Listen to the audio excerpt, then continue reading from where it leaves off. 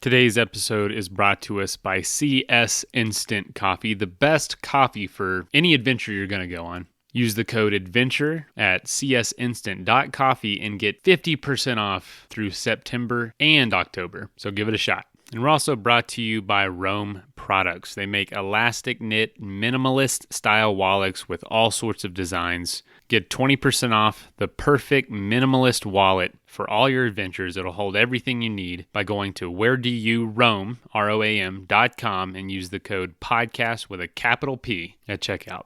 And last but not least, we have Ombraz, the sunglasses that removed the arms and replaced it with a cord that you can cinch comfortably around your head. It will not fall off whatever you throw at it. So go to ombraz.com to learn more. One of the easiest things is falling in love with 4 billion years of the evolution of life on Earth, that when you have seen the sublime places that I've seen under conditions of light and weather that are impossible to describe and hard to believe that you were there at that moment in time. This is the Adventure Sports Podcast, trying to help you find adventure every day in any stage of life. You're going to hear from explorers, adventurers, business owners, and anyone living their life a little more out of the box than usual.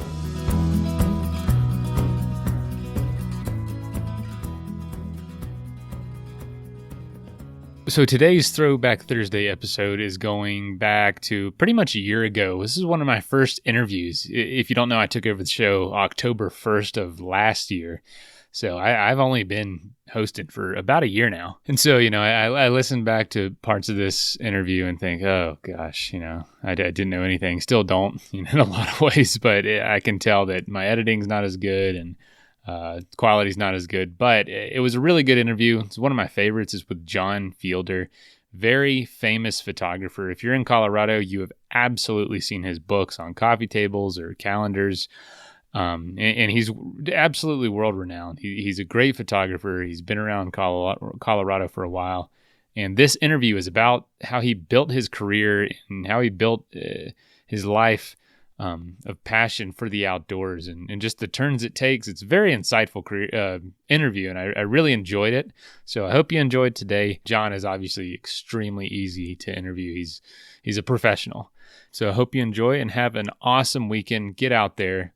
Just do something. I don't care if you walk for 10 minutes. Get out there and do something. I'm going to go literally pick up trash this Saturday.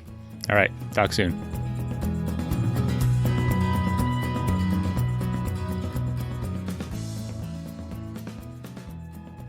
Today I have with me a guest who's been on the show a couple times before. Well known. A lot of you know him, even if you haven't heard him on here before. His name is John Fielder, and he is Colorado's preeminent nature photographer. John, welcome to the program. Thanks for having me, Mason. Yeah, thanks for being back on. And this is my first time ever talking to you, and it's definitely a real treat for me. I've been familiar with your photography for years now, so this is just fantastic. Well, it's doubly good when somebody appreciates what I do. I need pats on the back just like everybody else. Man, yeah, I believe it, man. Even the best of the best need encouragement. So, man, I can't thank you enough. I actually got a chance to look at your new book. It's gorgeous. And so I want to just talk about that real quick. You're doing something a little different this time. You're kind of taking a page out of old Ansel Adams' book. And taking the color out of Colorado. You know it's called Colorful Colorado, right? Is that what those signs are? Going from Utah, New Mexico, Wyoming, and Kansas when you enter Colorado? Oh, yeah, I remember those. It's something very different for you. You took every bit of color out of this book. You've got 200-plus images, all in black and white. So what inspired you to do that? Well, you said it, Ansel Adams. My two photographer heroes are Ansel Adams, because of his extraordinary black and white photography and his prodigious environmental ethic, and then a man named Elliot Porter, who was the color Ansel Adams of the 20th century, not quite the environmentalist, but he had a remarkable eye for composition, and I learned from both of them. But yeah, I felt it was time to eliminate the color out of colorful Colorado, and when you do, one's eye tends to go towards edges and shapes and textures without the distraction of color, and it can be, in some ways, even more powerful than a color photograph. Yeah, I definitely agree with you. My wife's been trying to get us to get black and white images hung on our walls, and I just love color. But we went to the Maroon Bells this summer just to do some backpacking. And when I took a picture of the bells, you always see it in color, and it's gorgeous. And I got home, and we wanted to hang one up, and I changed it to black and white. I immediately loved it twice as much.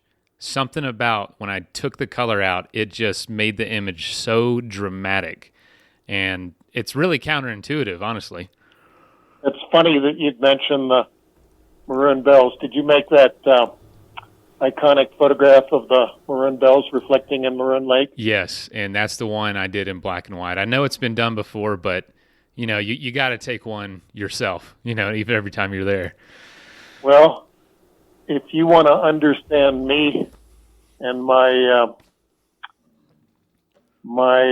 personal ethic and philosophy, believe it or not, and your listeners won't believe this either, but in 40 years of Colorado photography, I've never stood on the edge of that lake in the summer and the fall to make that classic scene, because in the very beginning of my career, I never wanted to do photographs that, might be considered cliche, that I wanted to make my living and my reputation, and I knew I would enjoy more exploring places that were so remote that maybe very few people had ever been there. But with that said, in this new book, Colorado Black on White, the only photograph I've ever made from Maroon Lake is a black and white photo made in December with a partially frozen lake and mist coming off the lake, and then snow blowing off the top of the two bells. So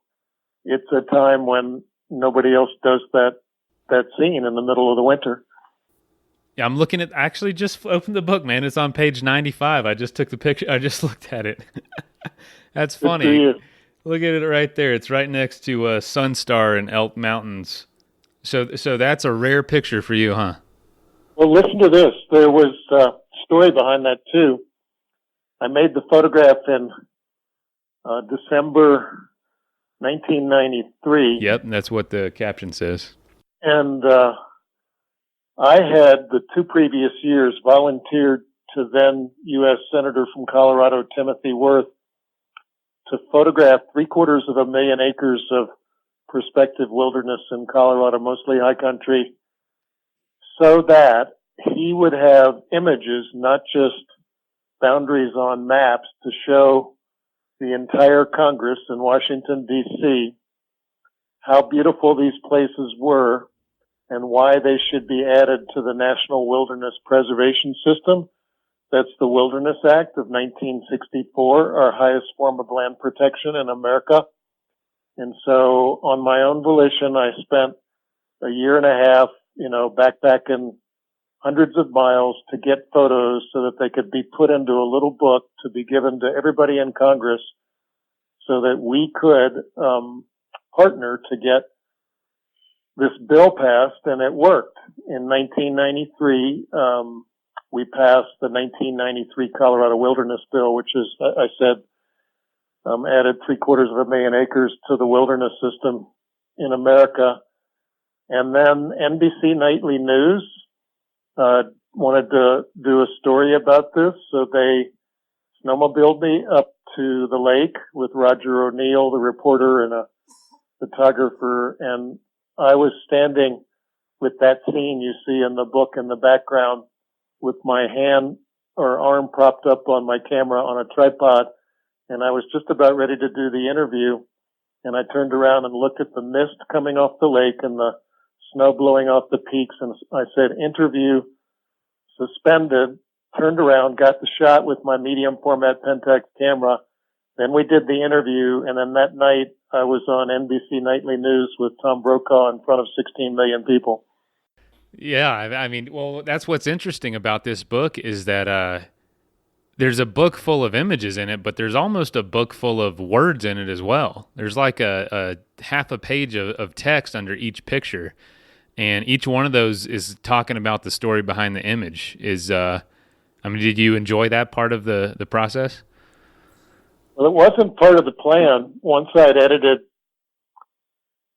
pretty much my life's work into 800 photos that I thought would look good in black and white, and then those down to the 230 that ended up in the book. Whenever I looked at one of those final images, I started thinking about the sensuousness of the moment, or maybe something to do with the design, the composition of the photo, or maybe some background story like I just mentioned. And I felt like just spontaneously writing, and it ended up writing 30,000 words of text, which, as you can see, doesn't really distract from it being a picture book, but there's so much in there for people to grasp, from tips of places where to go and how to make good photos to just interesting stories like the NBC Nightly News story. Wow. Yeah, and you know, I've looked through the book a couple times now. I used to live in Yosemite, and I became obsessed with Ansel Adams and his work and his gallery there. And I absolutely loved looking through your book. And a lot of the places I just didn't recognize. And I've been fortunate to see a lot of Colorado, but a lot of those mountains and a lot of those angles just were not familiar to me because they weren't those popular viewpoints. And so it's not your fault, Mason. Yeah. We have 44 wilderness areas in the National Wilderness Preservation System in Colorado, and a total of 66 million acres across the whole state. And you're talking to somebody who's pretty much been everywhere. I've covered over 40 years, each of 28 mountain ranges, and I've been into the most remote parts of all of them, and I've photographed almost every alpine lake or group of alpine lakes and the spectacular cirques and drainages of those places, but not to mention the eastern plains and all of the western sandstone river canyons that we have. So, don't feel badly that you don't recognize some of those places, because there's not too many of us that have seen everything. Right. Well, yeah, you got about 10 times as much time as I have out there, but you've also just seen, I mean, you've been just so active in the last 40 years doing this. You have accolade after accolade. In fact, I saw that the Pope was gifted one of your books earlier this year. Yeah, I had an interesting spring. I did January through April, I spend skiing one day and then editing photos from the year before in the program called Lightroom the next day. So I kind of go back and forth, but I did some traveling too. And but one of the episodes was a doctor in Denver sending me photos from the Vatican with his brother, who is a priest who works at the Vatican. He's American, but he works at the Vatican. And the doctor from Denver and his brother and family gained an audience at the Vatican with the Pope, and they asked me to inscribe a book, my book called Mountain Ranges of Colorado, to the Pope, and they presented it to him, and they made some snapshots of the presentation and sent them back to me, which was quite an honor. But the irony is, a week after I learned that the Pope had received my book, I was in Groton, Connecticut, helping to launch the newest U.S. nuclear Virginia-class submarine called the USS Colorado. I had donated photos to the Navy.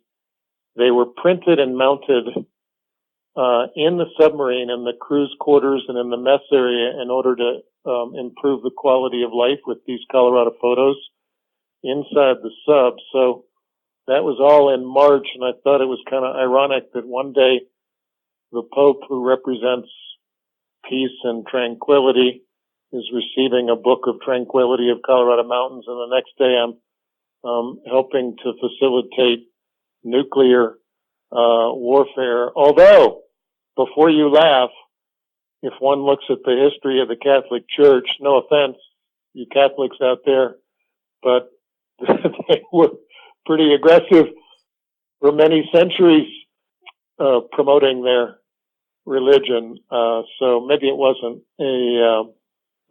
opposites after all. I didn't even put that together, but yeah, what a week. Jeez. You know, and that kind of funny. I just read a quote yesterday from Theodore Roosevelt talking about, I'm going to paraphrase, I'm going to butcher it, I'm sure. But he said something about, you know, the nations get along better when they spend time outdoors, is basically what he was saying. And he's like, so that just is a great example that no matter where you stand, no matter what you stand for or what you're doing, everyone loves a beautiful scene of nature. That will bring anyone at peace, and I think, you know, those two examples prove it immensely. One of the other books I did in my life, and maybe my favorite, is a book called Rocky Mountain National Park, a 100-year perspective, and it's out of print, but it was one of the highlights of my life. In the summers of 1993 and 1994, I was given a permit by the Park Service, Rocky Mountain, to go and camp and explore wherever I wanted to go, which was antithetical to the park policy, which is there is no overnight camping above tree line anywhere in the park with or without a permit. They don't allow it. And I convinced the superintendent of Rocky Mountain to let me have rule of the roost for 2 years, mostly because I gave them original 4x5-inch transparencies straight out of the camera to keep as a scientific visual record of the ecosystem as of 1994. So I did exactly that. I spent 50 nights in the park above tree line in 2 summers with 4 or 5 Sherpas or young people helping me carry all the gear. And I got effectively to cover the entire 265 square miles on foot. I saw every nook, every cranny, photographed each of 155 alpine and subalpine lakes. But my predecessor was a guy named Enos Mills, who was the father of the park, who the park was made a park in 1916, and in large part because of his advocacy. He was a great photographer and writer, and toured the country to make sure that this place became a national park, ultimately not a place to log or to mine. And his writing was very inspirational. And he said, you know, exactly what you said. His philosophy was that there is no greater medicine in life than nature, that nature is a cure-all for all of our travails. And he even said in 1900, you know, medicine for the hustle and bustle of everyday life, and that's 1900, not 2018. Jeez. There's no better medicine than being outdoors in nature, and no better medicine than parks. Man, I couldn't agree more, dude. I when I graduated from college, I'd spent about 6 months bicycling to about 35 national parks, and it absolutely changed my life. But I only got to stay on the roads for most of it. You got to see every square inch of Rocky Mountain. I mean, that's a trip of a lifetime. That must have felt pretty incredible to be in the middle of. Well, mostly because it's such a sublime and prodigious place. In fact, I didn't photograph the park until I'd photographed much of the rest of Colorado, because I didn't think I was ready emotionally, artistically, for that place with its massive mountains and incredible alpine cirques, glacial basins, lakes, tarns, I was afraid of it, that I just couldn't do justice to it. So I kind of waited until halfway through my career. And that's why it was the project of a lifetime, because it is one of the most extraordinary places on earth, at least, mountain alpine areas.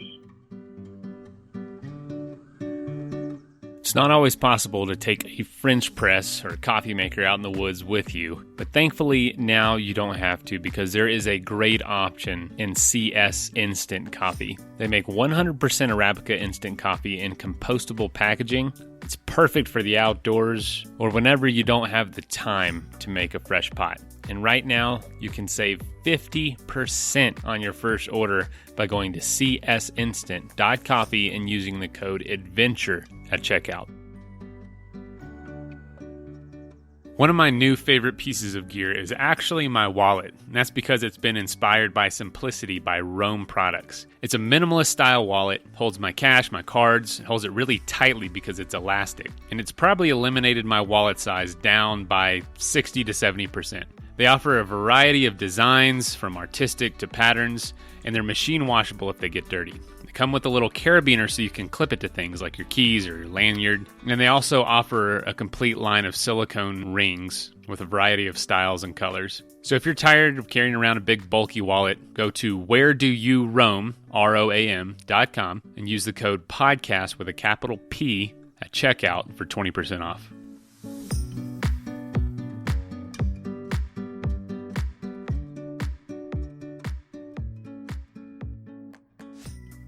It is at the top of most people's favorite parks if they've been to a number of them. So, man, you're not from Colorado originally. So why Colorado? What led you here? In summer of 1964, my middle school science teacher, Mrs. Dolly Hickman, who had the habit of taking 7 kids in her station wagon, that's kind of like a minivan for you youngsters, towing a pop-up camper across the U.S., visiting archaeological, biological, geological, paleontological places. These are middle school kids going out for 5 weeks, getting to camp out every night and to see science and nature at its best. And I did it for 2 summers. The second summer across the middle of the U.S., camped in Rocky Mountain National Park in August of 1964. Saw Long's Peak, compared it in my mind to Mount Mitchell and the Appalachians, and realized this was a place that I belonged. And I told Mrs. Hickman at that moment, that I'm at age 14, that I'm going to live here someday. And do you know, I befriended her 15 years after graduating high school and after I became a nature photographer, and we saw each other every year until she died at age 95. Wow. And we would talk the trip, and she never forgot that I had told her when I was 14 that I would live in Colorado someday. So that was the first of the felicitous things that happened in my life, and others were, I had an uncle that ran a company in Colorado, and he got me jobs working out here in my high school and college summers, working on a cattle ranch, working prospecting for gold, silver, copper for his steel corporation around the West in Colorado. So when I got out of Duke University with an accounting degree in 1972, 3 days later, I was out here in Colorado looking for work. So how the heck did how was she able to take you in a station wagon across how'd you sign up for it? For only 7 kids to be able to go? This is back in the days before society became so litigious. So it was a private school for one, so we had a little more freedom, to do things like that. It was in the summer, and I don't even think my parents signed anything. They just, kids that were invited either said yes or no, and she could fit 7 kids plus herself plus another adult to supervise young teenagers, which they weren't able to do actually. Which made the trip even more fun. So, very one of those things in life that was formative and remarkable. What a thing for a teacher to do. Spend all summer or spend all school year with a bunch of y'all little brats and then have to take 7 of you across the country in the summer. That's some sacrifice, man. And what a thing to do. So she did that for 20 summers, 7 kids, that's Holy 150 cow. kids, and every kid was indelibly affected for the rest of their lives. They became doctors and scientists and nature photographers. And whenever I speak to teachers, I always tell the story of Mrs. Hickman, and I say, I hope you teachers get the joy of what happened to Mrs. Hickman when her student, me, contacted her 15 years later and said to her, "You are the reason why I am who I am today." In my case, the nature photographer who started out as a businessman and became a nature photographer by turning one's passion into a new career. But I gave her credit for that, and what a joy that must have been for her to know that her time as a teacher influenced somebody to that degree. No kidding, man. That had to make so many hard days worth it for her to hear that. That is unbelievable. My wife's a teacher, and it's the little things that get them through, but I wouldn't call that a little thing. I'd call that a pretty big victory on her end. So you obviously loved the landscape, and you wanted to be out here. What led you to photography, and how did you begin to get a foothold in the world of photography? Because there's a lot of people taking pictures, man. I had another inspiration at that same school in high school. My art teacher, Mr. Tony Birch, was a good one. And even though I wasn't very good with my hands and paints and sculpture, he generated in me a passion for being creative and just trying to discover what was inside of me and expressing it with paints mostly. And so I had an art background too. And when I moved to Colorado with my outdoor background, I tried to put the two together as a avocation at least, and taking paints and paintbrushes and canvases into the wilderness didn't work out so well. So I rented a camera in 1973, a 35 millimeter Pentax, and stuck some Kodachrome 25 film in it and put on my running shoes, taped my ankles like football practice, and in my shorts and t-shirts, I'd get up at 3 o'clock in the morning in Denver and drive 2 hours and 45 minutes to the Sangre de Cristo Mountains of southern Colorado, and with a day pack full of camera gear and a little bit of food and water, jog from 8,500 feet to 12,500 feet so I could be there at sunrise and make a photo and then jog back down. And I just remember people looking at me on the trail. This is before the days of not only running in the mountains, but just running in general. And this is the early 70s, looking at me like I was absolutely nuts. So yeah, art background and passion for the outdoors, put those two together, and then ultimately some business skills, an accounting degree. And that's what allowed me to make a living over the last 37 years. So was it difficult at first? Absolutely. But fun. My eye was horrible. I made bad photos, but by looking at Ansel Adams' work and Elliot Porter's, and I didn't have the time or the resources to take classes or go to workshops like I teach today. And it was a matter of trial and error of making my slides and coming back and comparing my images to those of those two great photographers and trying to figure out organically what was wrong. Why didn't mine look like theirs did? And by hook and crook and trial and error and, admitting my failures, but also giving myself credit for my successes. I don't think there's any learning process better than by the seat of one's pants, and did that for 7 or 8 years as a hobby, and then felt like I was ready to quit my first career, which was the department store business, and see if I could make a living out of nature photography. So was trying to forge a living out of your photographs a little more rewarding than department store management?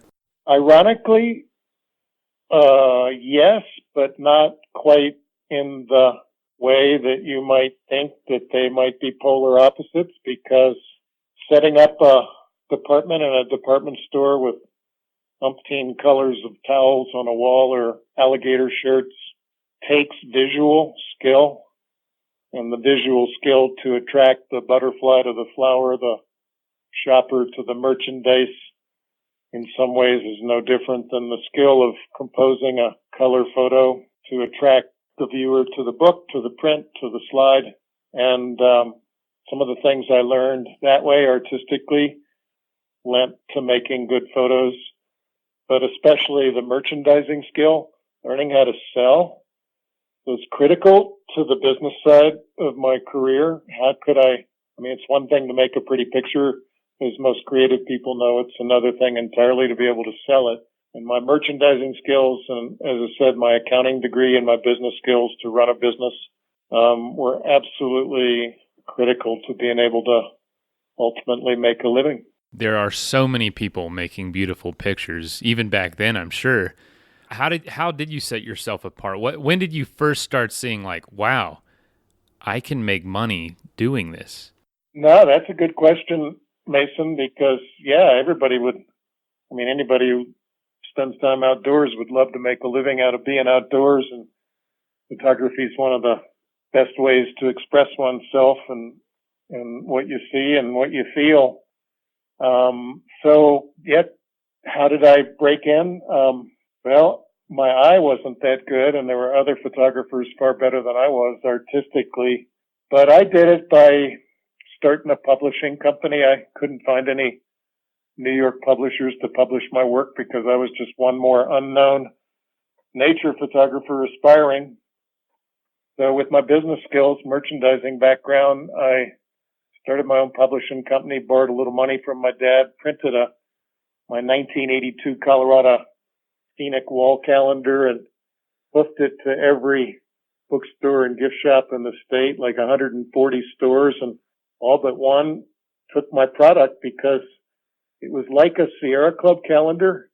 Really, decent photography, good printing, but about Colorado. And back in those days, there weren't really any other good calendars about Colorado. There were some dime store calendars. That was it. So I found a niche in the market for something that didn't exist, and something that people wanted was a good-looking Colorado calendar for their wall. And that was my first published product. And then I published my first coffee table book. And again, there wasn't much competition.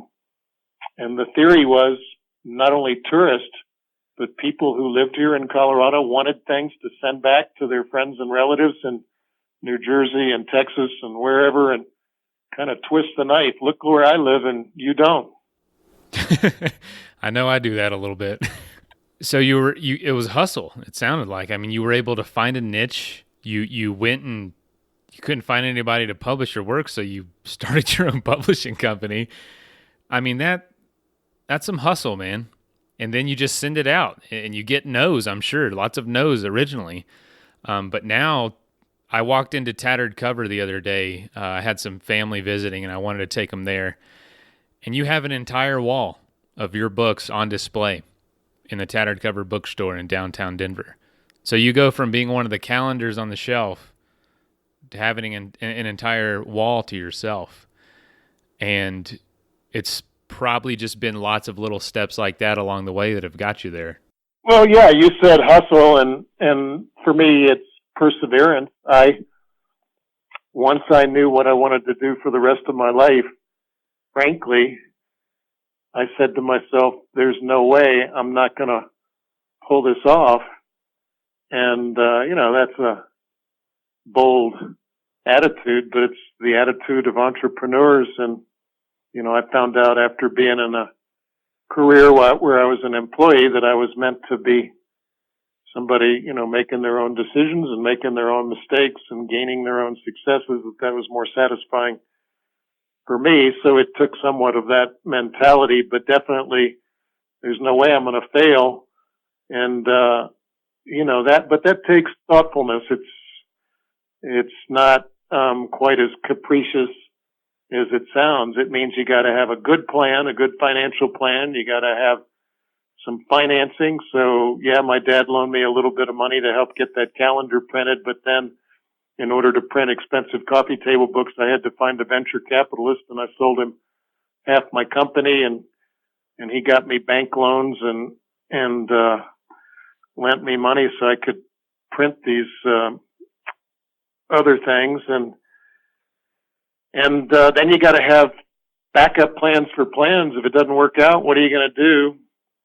And so really, it was just classic entrepreneur, covering all the bases. But again, more than anything else, it's that, like you implied, that force of will that I am not going to fail. Were there ever times that it seemed like it wasn't going to work for you? Absolutely. That's what every entrepreneur goes through. And we didn't make a whole lot of money for my partner and me until about 10 years later. But what we did do was prove that there was a niche in the market for high quality photographic souvenirs, whether calendars or coffee table books or guidebooks. And it just was a matter of getting everything to line up so it could bring money to the bottom line. And ultimately, it involved not just me photographing Colorado and publishing my own work, but hiring other photographers, nature photographers like me, all around the country to do similar books and calendars of other states. So in its heyday, my company, West Cliff Publishers, was publishing products like I do in Colorado and 35 other states. And that, allowed me to make a decent living and to begin to raise a family while I, traveled. So for the last 6 months, I have completely switched over to Ombraz sunglasses. And that's because they fixed everything that frustrates me about sunglasses. First of all, they removed the arms, so it's just a cord that connects the frame and it goes around your head. And it's able to cinch and securely fit against my head. Doesn't shake off at all. And when you pull them off, it's completely flat because there's no arms, so you can't break them. So I put them in my pocket and they're good to go. You can wear them in the river, you can wear them biking, you can wear them playing basketball outside. They're not going to fall off. And you don't get a headache from the arms pressing up against you. I was skeptical until I put them on, and honestly, I don't even have any other pair of sunglasses now. And also, they give back to the environment. They use zero plastic packaging. They plant 20 trees per every pair that's sold. And to date, they've planted over 125,000 mangrove trees. So if you'd like to get a pair, go to ombraz.com, and that is OMBRAZ.com.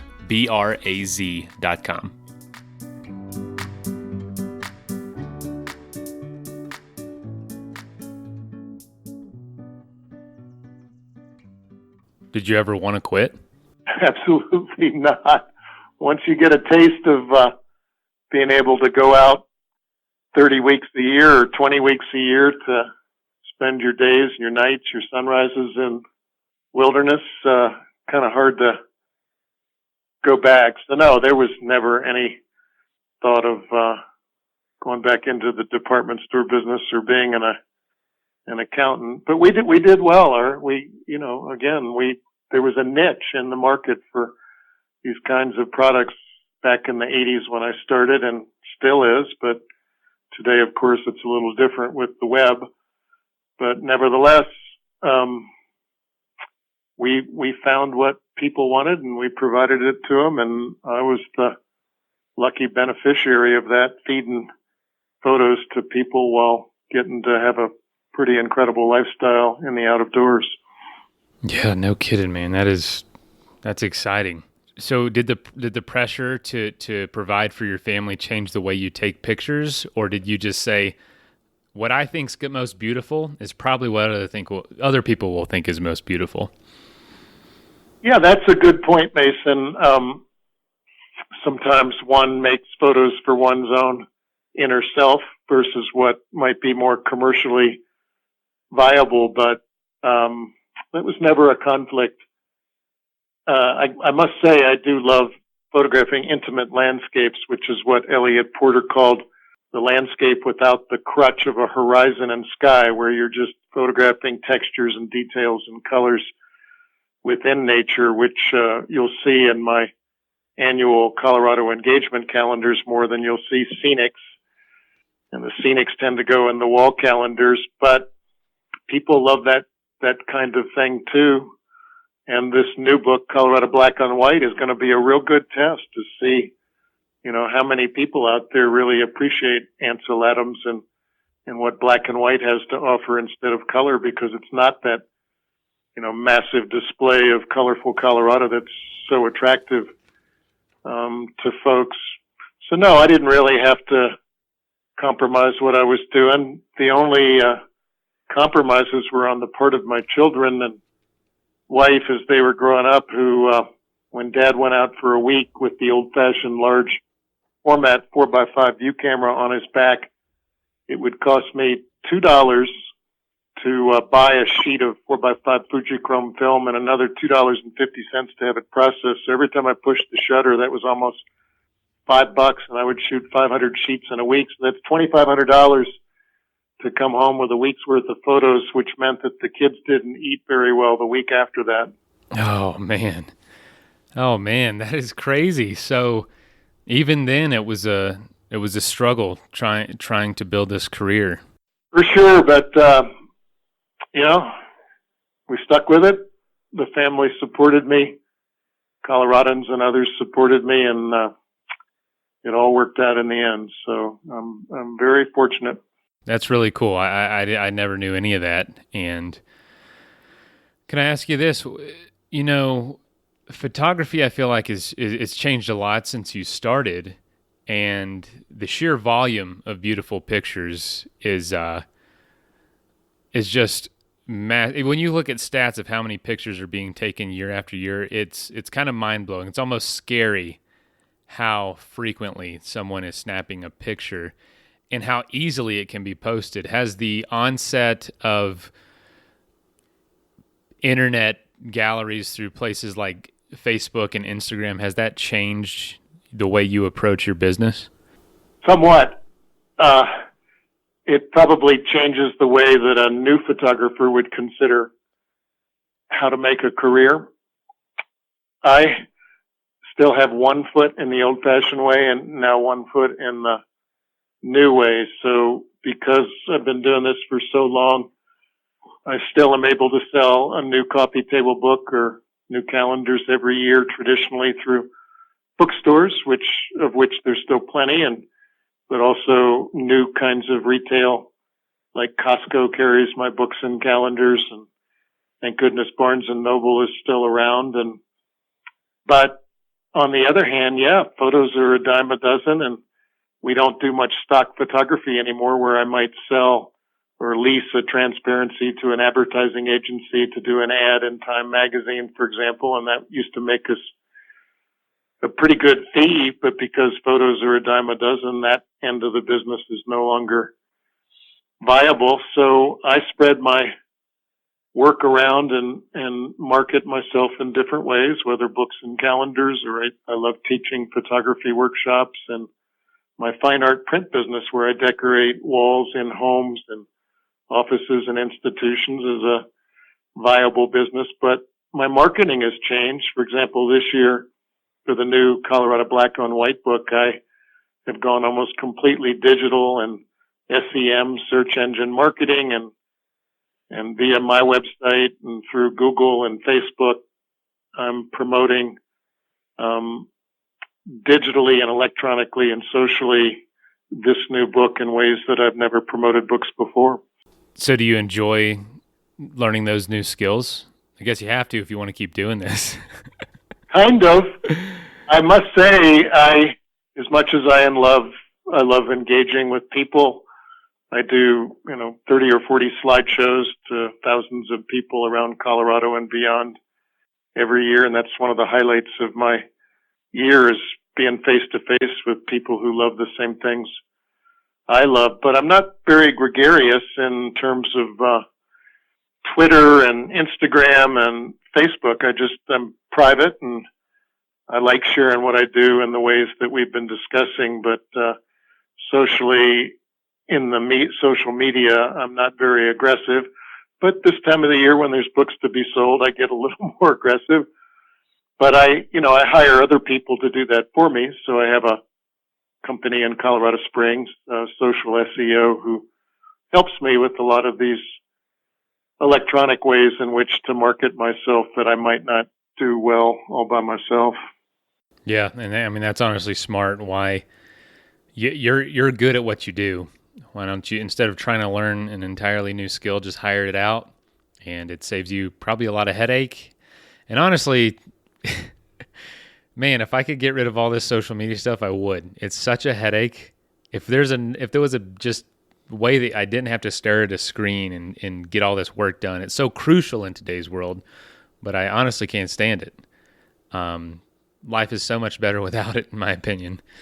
Well, I have to tell you, you may lament all the time you spend on the computer for the social and marketing aspect. I'm on the computer most of the winter editing in Lightroom, the processing program from Adobe, my photos, because it's one thing to take a digital photo, but it's another to make it look the way the eye sees, and that requires, processing it electronically. So I get my share of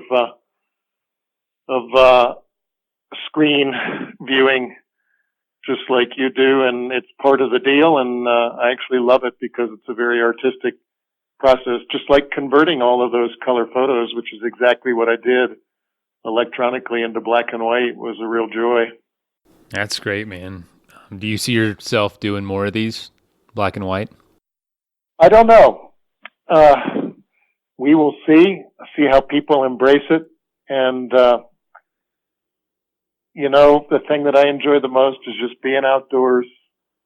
These days, I'm not so much project oriented as I was early in my career, where I would specifically go hike the entire Colorado Trail or Continental Divide Trail or cover the entire Rocky Mountain National Park specifically to produce a book about those things. Now I tend to do these accumulations of photos from my lifetime that fit together in some cogent way, and this most recent one is black and white, and who knows what it'll be next year. Although I kind of got an inkling of what it might be, actually. Oh, yeah? What's that? Well, I don't want to let the cat out of the bag, but one of the things I love doing is panoramic photos. In fact, man. Now with digital cameras, I can take up to 9 or 10 verticals, one right next to the other as I kind of rotate around. And it's advantageous because I don't end up with fisheye distortion, which you get with wide-angle lenses when you're trying to photograph a big part of the landscape. So now I'll cock the camera vertical either on the tripod or handheld, and I'll make, like I said, anywhere from 4 to 9 verticals, slightly overlapping each one. And then in Lightroom or Photoshop, I can stitch them all together seamlessly and end up with files, sometimes 40,000 pixels across by 8,000 pixels high. And I have a number of clients who like to cover massive institutional walls, 300 feet long sometimes or more, with a big mural, and we print these photos on adhesive wallpaper and then seamlessly mount them in strips to do this. But the product of that are a lot of these really long panoramic images that I was thinking might make a nice book someday. So imagine a book that might be 20 inches long by 10 inches high, but the binding wouldn't be on the left. The binding would be at the top. So you would actually flip the book open from bottom to top to get from page to page. Oh, that would be so fantastic. I absolutely love panoramas. Your listeners heard it here. Okay, heard it here first, huh? That's incredible. So, as we wrap up, I'd love to know, just share with us what's been something that's come easy over the years to build your career, and what's something that's been surprisingly difficult. That's a tough one, but let me see if I can think on my feet, because that's what I basically got to do. Well, yeah, by the seat of your pants. The wilderness. You just told me to do that.